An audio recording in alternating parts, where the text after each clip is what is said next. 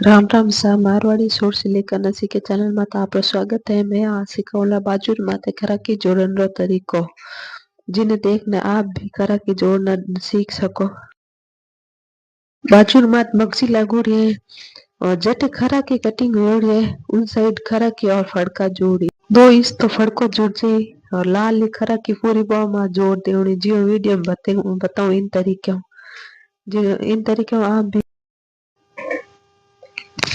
आप भी जोड़ सको जिन कांच ली सिलाई जल्दी हुए।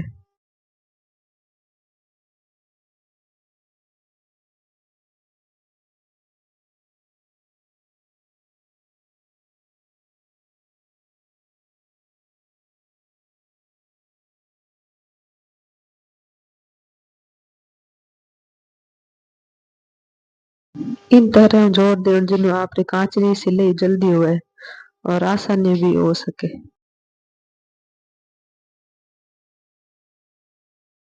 इन तरह दो जोड़े बाजू माते फड़का और खरा की जोड़ लो। दो 2 इंच तो फड़का जुड़ जाए बाजू माते लाल खरा की पूरी जुड़ जाए। इन तरीके दोनों मात कोट लगा दे जिन्हें बराबर जोड़ सके। चैनल में नया हो तो चैनल लाइक कमेंट शेयर और सब्सक्राइब जरूर कर जो साधन।